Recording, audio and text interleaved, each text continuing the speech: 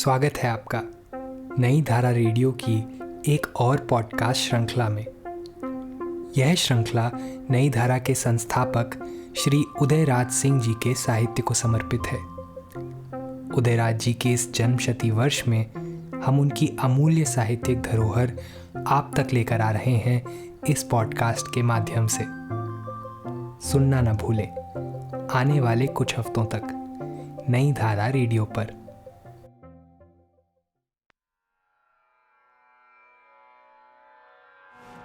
इस कहानी का शीर्षक है सूबी साह। सूर्यपुरा की मिट्टी ने एक और अजीबोगरीब इंसान पैदा किया जिसे लोग प्यार से सूबी कहते रहे। बच्चे उन्हें चढ़ाने के लिए सुग्गी भी पुकारते। जाति के बनिया थे, इसलिए वोटर लिस्ट में उनका नाम रहता सूबी साह। और थे वे पुराने गांधीवादी कांग्रेसी। पंचसल्ला चुनाव आते ही लोकसभा तथा विधानसभा के लिए मनोनीत प्रत्याशी उनके लिए खादी का एक नया कुर्ता, टोपी और धोती तिरंगा झंडा के साथ दे देते, जिससे 5 साल का उनका काम चल जाता। इनके साथ वे गांधी जी या जवाहरलाल जी के फोटो वाला एक बैज जिद कर अवश्य ले लेते और उसे कुर्ता के सामने वाले जेब के ऊपर पिन कर देते और एक बांस की लग्गी में उस झंडे को लगाकर गांव-गांव कांग्रेस के प्रचार में निकल जाते।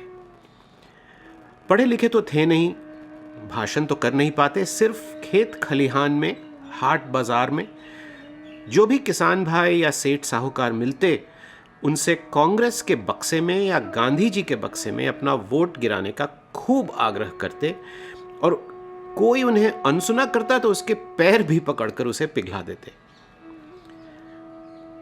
बूढ़े पुराने जो मिलते वे भी उनसे कहने लगते, सूबी भाई जब तुम आ गए हो तो कांग्रेस की जीत निश्चित हो गई। जाओ, हमारा गांव झाड़ कर कांग्रेस को ही वोट देगा।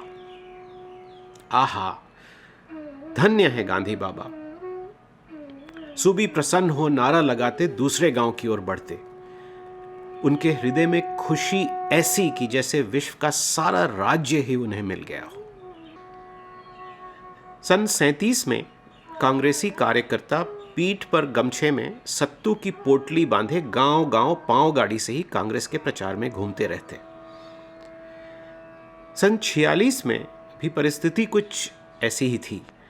फर्क सिर्फ इतना था कि कैंप में उन्हें खाना नाश्ता प्रत्याशी को देना पड़ता था। सन 52 में कुछ और बदलाव आया और भोजन के साथ साथ सवारी भी देनी पड़ती थी, मगर साइकिल बहुत इज्जत थामे रहती। मगर 11 वर्ष राज करने के बाद सन 57 में कांग्रेसी कार्यकर्ता भी राजसी हो गए। अब उन्हें साइकिल नहीं, मोटर की सवारी चाहिए, बढ़िया भोजन और 5 टूक कपड़े भी, यानी धोती या पजामा कुर्ता टोपी के साथ ही साथ उन्हें जवाहर बंडी भी चाहिए और खादी का एक तौलिया या गमछा। रात में कैंप में पुआल बिछा हो और कंबल का भी प्रबंध रहे। मगर सूबी को यह लामकाफ नहीं चाहिए।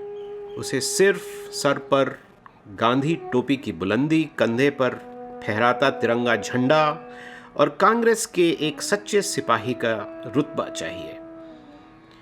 भोजन तो जहां रात हो जाएगी उसके कांग्रेसी मित्र उसे खुशी से खिला ही देंगे और गुलगुल बिछावन और कंबल तो वे सदा उसे दे ही देते थे।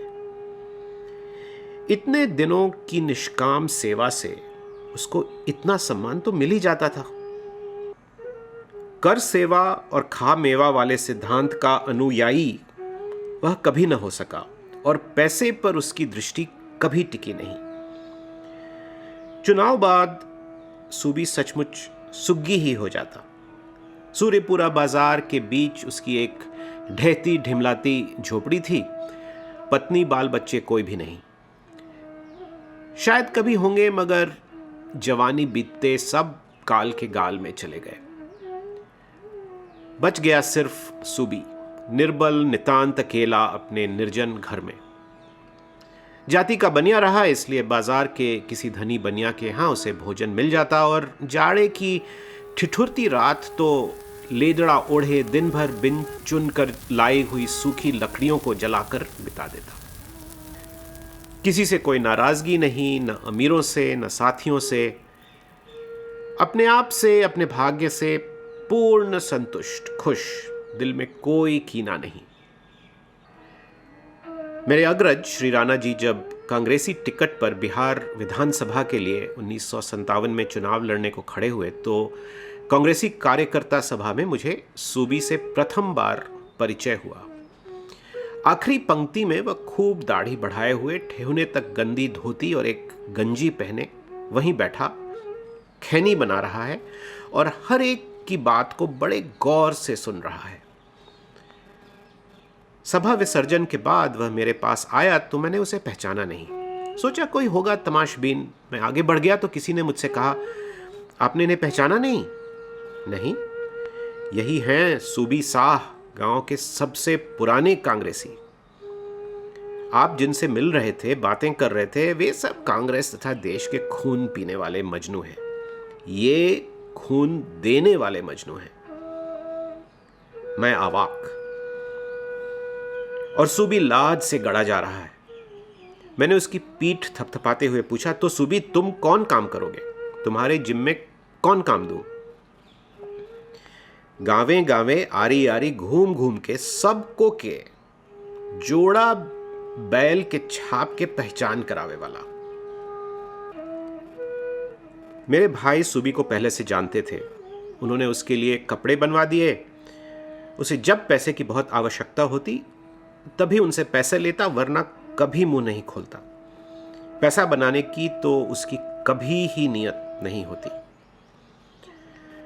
और सब तो बराबर मुंह चिहारे रहते, मगर सूबी फाजिल पैसा एक न लेता। रात दिन गांव गांव घूमता रहता, जोड़ा बैल का इश्तहार बांटता और बैज भी लोगों को पहना देता। सवारी कभी नहीं चाहता, कहता खेतों की आरी पर मोटर गाड़ी कैसे चलेगी, पांव गाड़ी से ही जाना है। एक दिन मैंने सूबी से पूछा, तुम तो कुछ पढ़े लिखे हो नहीं, गांधी जी का जादू तुम पर कैसे सवार हो गया? बच्चा जी, सन 2021 में महात्मा जी विक्रमगंज पड़ाव पर एक बड़ी सभा को संबोधित कर रहे थे। मैं जवान था, मैं भी वहां गया था। उनकी बातों को सुनकर मन में जैसे कोई जादू मंत्र छू गया। मैं भी उसी दिन मिट्टी से सोना हो गया और तब से जो उनका चेला बन गया वह आज तक बना रहा। जाने कितनी बार जेल गया। चुनाव के दिन तो उसका अजीब हाल था।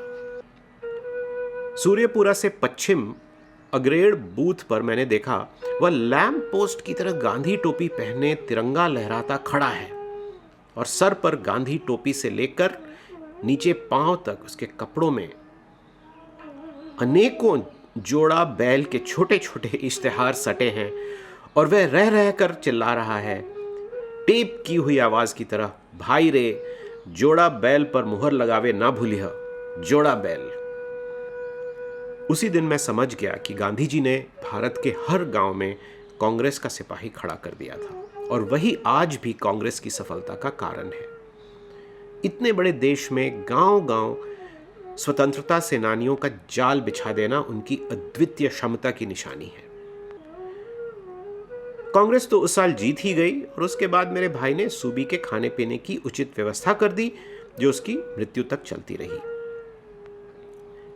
सूबी काफी बूढ़ा हो गया था और ज्यादा दिन जिंदा न रहा। शायद 62 में चुनाव तक जिंदा रहा और अपना काम उसी तरह करता रहा।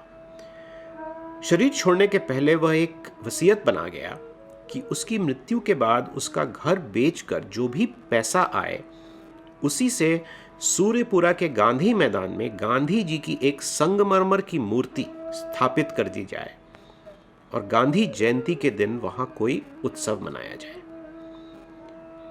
आज भी सूर्यपुरा गांव की गांधी मैदान में उसी के पैसे से बनी खड़ी है गांधी जी की मूर्ति और वही सूबी का सच्चा स्मारक है।